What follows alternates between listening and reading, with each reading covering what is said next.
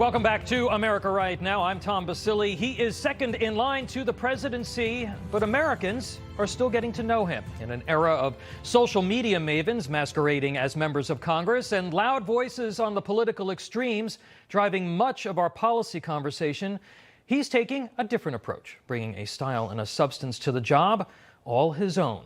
So how does he view the road ahead for Campaign 24 and beyond? The 56th Speaker of the House of Representatives, Republican Congressman Mike Johnson. Mr. Speaker, thank you so much. I really appreciate you being here. You're in New York for the second time in 2 weeks, and I don't think a lot of people really appreciate that. So much of your job is outside of Washington. Talk to us a little bit about that. Yeah, that's right. Thanks for having me. It's great to be in the studios. First time here in where all the magic is made. Yes, it's a very complicated job, a very complex set of responsibilities, and to be the speaker in the modern era, you've got to manage quite a bit. So every day that we're not in session, quite literally, I am on the road. We're traveling throughout the country. I think I mentioned before we went live that I think we've been in 136 cities now in over 30 states, doing political events, campaigning with our incumbents and challengers. It's going very, very well. We are very bullish about November. We don't take anything for granted, and we have to run right through the tape, and it takes a lot of effort to get it done. If I had told you a year ago that this was going to be on your shoulders, all of this travel, raising the money, keeping this conference together, what would you have said to me? I would have laughed. This was not ever on my bucket list or anything we expected. You know, I was on the leadership team in the House Republican Conference. I was the vice chairman of the House Republicans, the number 6 spot. But I never aspired to be speaker. I never thought I'd ever have the opportunity. When everything happened as it did last October, we closed the House down for 3 straight weeks. It was a real dilemma for the country. The Congress can't operate without a Speaker of the House. It's a constitutional position, of course. And it fell to me ultimately to take the gavel, and I do so. I'm very sober-minded about it. We're in very serious times as a nation. We have great challenges ahead of us. But the reason I'm such a happy warrior is I know we have the answers to all these great challenges, and I'm excited. I'm increasingly confident the American people are going to give us control of both chambers of Congress and the White House again, and we'll be able to fix everything. The open border, top of mind for so many Americans. We've never seen the numbers like this in terms of the concern out there about immigration. So many Americans have asked why over these last 3 years. Why are they doing this? Why the 94 executive orders? You pegged it a couple of years ago. Watch this. Everybody wants to know at home, why would they allow this? Guys, they're allowing it because they're going to turn them into voters. They already are doing this in New York City, largest city in America, and this is the plan of our friends on this side to turn all the illegals into voters. That's it, folks. That's what's going on. That's the game. That's why the border's open. The left want Americans to think that that's a conspiracy theory, Mr. Speaker. Tell us why it's not, and you and former President Trump have a plan that is working its way through Congress to try to prevent that from happening. Yes, that clip went viral because it followed an admission by Jerry Nadler of New York, by the way, who was the chair of the Judiciary Committee at the time, who admitted, yes, we would like to turn them into voters. In New York at that time, they had been allowing illegals to vote in municipal elections, and I documented how that was happening in some deep blue cities around the country. That was the test. Now we know it's true. Now everyone accepts that was not a conspiracy theory. That's what they're trying to do, and they are pushing to register illegals around the country. When the Biden administration opened that border wide, they've allowed in millions of people. I think the actual count is probably 16 million, close to 16 million illegals who have come in the country in the last 3.5 years under this administration. And when they ship them around the country, all at taxpayer expense, by the way, when they get to their destination of choice, they say, go to your local welfare office and sign up for benefits, also taxpayer funded, of course. And then when they're there, there's a separate form that they get. Because of the motor voter registration laws passed in the early 90s, it's very easy to sign up to vote. All you have to do is fill out a 1/2 page form and check a box that says, I'm a U.S. citizen. Here's the great outrage. Under current federal law, states are prohibited from requiring proof of citizenship. This is a serious threat to us. Because let's just say 1 in 100 of the illegals want to sign up and do that, want to lie and say, yeah, I'll participate. You could throw a congressional race. You could potentially throw a presidential election if it's close enough. It's a serious threat. So we are going to pass through the House in the next 2 weeks the SAVE Act, and that will require states to require proof of citizenship and require an audit of their current voter rolls to make sure illegals are not going to participate. We have to make sure we have a free and fair election. This is a very important part of it. President Trump, of course, is aggressively trying to advocate for that bill. We got to get it done. Yeah, so am I hearing correctly that that's going to come to the floor within the next couple of weeks? weeks? Yes, we're going to pass it through the House, and we're going to send it to Chuck Schumer in the Senate. And since we're sitting here in New York, I would encourage everyone to make sure the Senate passes that as well. He's going to be very reluctant to do it for obvious reasons, because this was the game. This is why they opened the borders. They want to change the outcome of the census in 6 years, and they want to affect the election. And I wish that were not true. It pains me to say it, but that's exactly what's going on. You passed H.R. 2 a couple of years ago now. That's been languishing in the Senate. Chuck Schumer has been advocating for amnesty, for full amnesty for these illegals. We've been hearing about so-called comprehensive immigration reform for a very long time. Is there a thought that it should now be a piecemeal approach where, for instance, the House passes a bill that says you can't resettle illegals in states or cities without the permission of that jurisdiction, and there has to be full transparency? Because we've seen how these folks have been spread all over the country by the federal government, and nobody knows where they're going. Yeah.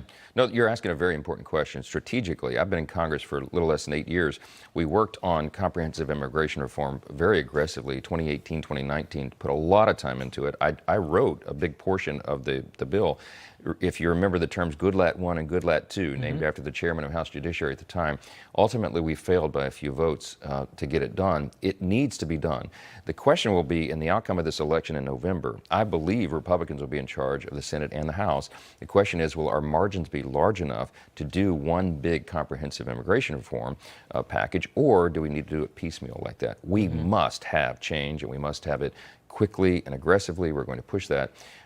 In terms of what the final playbook looks like, it has a lot to do with the size of our margins, to be honest. So we'll see how that shakes out. All right, let's talk about the economy and inflation. Inflation has cost the average American cumulatively over the last 3 years over $10,000. Yeah. Do you believe that additional tax reform and additional tax cuts should be on the table next year to try to provide families with relief? We saw what happened with the 2017 tax cuts. 70% of Americans got a tax cut. The economy took off. Is that something that is in your calculus as you're projecting ahead to next year? Not only in our calculus, but in the part of our first 100 days agenda, which will be very aggressive right out of the blocks. We can't waste time. Here's the reality. If we do not extend those tax cuts from the 2017 Tax Cuts and Jobs Act, they'll expire in 2025. You'll see the largest tax increase in the American people in the history of the country. So we have to get to work on that. You got to cut taxes, but cut spending as well. And because we're on a trajectory that's not sustainable. That's the hard part. But I think also regulatory reform is going to be a big part of that. President Trump talked about that in the debate this week. And because that is what spurs on the economy. We have to have a pro-growth strategy to get the economy going again. We know how to do it. We'll do it just like we did after the first 2 years of the Trump administration. We had the greatest economy in the history of the world at that time because we implemented those strategies. We're anxious to do it again. All right, Mr. Speaker, stay with us. We have much more to discuss when we return, including the presidential debate, the 25th Amendment, and much more. Our extended interview with Speaker Mike Johnson continues right after this. This is America Right Now.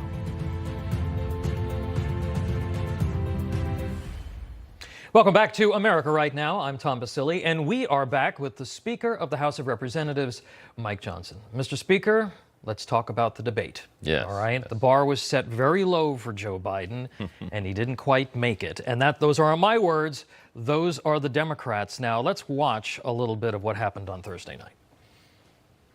Every single solitary person eligible for what I've been able to do with the COVID, with dealing with everything we have to do with.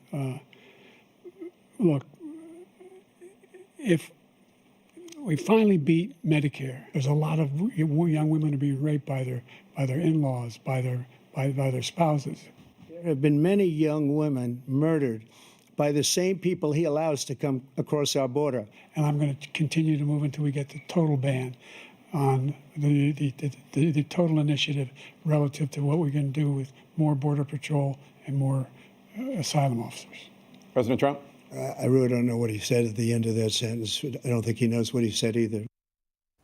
Mr. Speaker, yesterday you suggested that the 25th Amendment should be invoked. Now you have the New York Times editorial board saying that he should step aside. You've got the Time magazine cover of him walking off the page. After what you saw, and certainly your reaction, do you think he's really running the country at this point? I don't. I haven't thought that for quite some time. You know, I'm in an interesting position because I spent a lot of time with President Trump. I was with him the week before the debate and talked with him a few days before. But I also have spent time, of course, with the president because I'm the Speaker of the House. The current president is not on his A game. I take no pleasure in saying this because what we're watching here is a dangerous, dangerous display. Our enemies, our adversaries around the world are watching this just as we are. And that's the reason that Iran and Russia and China and North Korea have all formed this new axis of evil. Mm-hmm. They're acting provocatively because they see weakness projected on the world stage. We can't afford to do this any longer. And I have been saying for some time that I don't think President Biden is actually running the country. I think there's a small group of advisors. Many of them are very progressive leftists who are trying to push their various agendas. And they put things in front of him to sign that he's not even fully aware of. And, you know, this has been going on for a while. We've been ringing the alarms for a while. It's kind of surprising to me that it took people this long to catch on. But that's because there was a false narrative being pushed forward every day by White House staffers and Democrats in Congress trying to tell people that what they were seeing was not true. Forget your lying eyes. And now the truth is out there on display, and now they're reacting to it. It was called the Biden-Bernie Sanders unity agenda, and that seems to be, that 110 pages has seemed to have been the Bible for this administration when it comes to public policy, yeah. Regardless of whatever Biden was saying during the 2020 election. Right. I want to move on to foreign policy for a second here, because you just touched on it. You and Chuck Schumer have invited the Prime Minister of Israel, Benjamin Netanyahu, to address a joint session of Congress later in July. There are Democrats that are already saying that they are going to boycott. You stood on the steps of Columbia University. You took booze for a half hour, but you went there. You've seen this acceptance of anti-Semitism within the Democratic establishment be excused. Pro-Hamas, anti-Israel, anti-Jew, anti-Americanism, and it's kind of being explained away. Your thoughts on this dramatic shift that we've seen in just the last number of months? This is exactly how I describe it. I mentioned I've been traveling all around the country, and I go to blue states and swing districts and places that we're not always expected to be. And there's a great joy in that because we're seeing a demographic shift in the country. We have a record number of Hispanic and Latino voters coming into the Republican Party, record number of black voters, African Americans who are coming enthusiastically into the party because they want solutions. And the Jewish community is so animated. Why? Because they see that President Biden and the Democrat Party are abandoning Israel. They're actually siding with the wrong side here. You know, this is good versus evil. It's light versus darkness. Hamas and Hezbollah are proxies of Iran. This is an evil terrorist regime. They want to take Israel down, and they would like to take down America as well. We need elected officials like Chuck Schumer and Joe Biden and the rest to speak with moral clarity in this moment. We have to do this. I had to drag Chuck Schumer kicking and screaming over the line to sign the letter to invite Prime Minister Netanyahu to address Congress. And he's claims to be Jewish. He boasts that he's the highest elected official in U.S. history that is Jewish, and yet he tries to play both sides in this conflict because they have a political problem. There is a pro-Palestinian, I say pro-Hamas wing in the Democrat Party now, and it's going to have serious effects, I think, on the election in November. Another example of what we've seen in terms of this shift that you're talking about, where we're really now in the sort of battle of civilizations, is the left's fidelity to this transgender movement, even at the expense of the privacy of women and girls in locker rooms, bathrooms, all of their private spaces. Will the GOP in the next Congress pass legislation that will protect a woman's right to privacy from abuse from biological men and from that invasion? It's a top priority. We have to do it. It's the right thing to do, of course. It also comports with our history and tradition and common sense. The Biden administration has tried to eviscerate Title IX, which is a protection for women and girls, and to allow them to compete safely in their own athletics competitions. They use the Department of Education, just like they weaponize so many other agencies, to really disrupt the order, the foundations of the country. And we've had enough, and so have the people. We are celebrating the 50th anniversary, or 52nd anniversary of Title IX now, and we want to go back and restore that to its original intent and stop the madness. That's what's happening. You're endangering women and girls now, subjecting them to all sorts of horrors, and we should not be doing that. And the American people are with us. Let me tell you, the radical, woke, progressive left pushed that pendulum so far, so quickly, that it clicked, and it's starting to come back, and that's a great thing to see. Mr. Speaker, I've talked to a lot of people in Washington about you, and there's one word that keeps coming up every time, and that's decent. People think you're a decent man. How does a decent man deal with the level of indecency that we see in Washington, which is perhaps worse than at any other point in our lifetime? Well, the way we deal with all that is that we stick to our core principles. You know, I talk a lot about what I call the 7 core principles of American conservatism, but they're really the 7 core principles of America itself. We believe in individual freedom and limited government and the rule of law, and peace through strength, fiscal responsibility, free markets, human dignity. This is an important part of who we are in America. We're coming up on our birthday this week, July 4th, 248 years as a constitutional republic, a grand experiment in self-governance. We don't know how long the republic can endure, but we do know what the founders said was going to be so important for us to do that. Washington, our first president, the father of our country, said, of all the dispositions and habits which lead to political prosperity, religion and morality are indispensable supports. And then John Adams comes next. He says, our Constitution is made only for a moral and religious people. It is wholly inadequate to the government of any other. They understood that decency had to be an important component of who we are. If we're going to have a government of, by, and for the people, and we know that power corrupts, and absolute power corrupts absolutely, and men are fallen and in need of order to not have chaos, then you have to have a basic moral consensus in the country to keep it going. And that's what we're trying to stand for. We're doing what previous generations of Americans did and said. It's just not common anymore, but it must be part of who we are. You know, a lot of Americans are still getting to know you. You're shepherding this slim majority. There are, of course, sources in Washington who say, no matter what this guy does this year, he's going to get a challenge in January. Why are you the right man to lead in this job at this moment in history of the People's House? Well, I'm not into self-promotion, and it's not really, to me, about the right man. It's about the right vision, you know. There's a passage of Scripture, since we're talking about it. Yeah. Without vision, the people perish. And I have a very clear vision about where we need to go and who we are as a nation. We're in a battle right now between 2 completely different worldviews. You know, what is America? Who are we? How do we maintain our status as the last great superpower? I know the path to do that. And it's what Reagan said in his farewell address. He said, they call me the great communicator. He said, it really wasn't. I'm paraphrasing him. I was just communicating great things. They're the same great things that have guided our nation since its founding. I believe in those great things. I believe we're stewards of them, and I have a vision on how to get us through. I think my colleagues appreciate that, and if it's God's will, I'll still be the Speaker, and I think Donald Trump's going to be the President. I think we're going to have the majority in the Senate.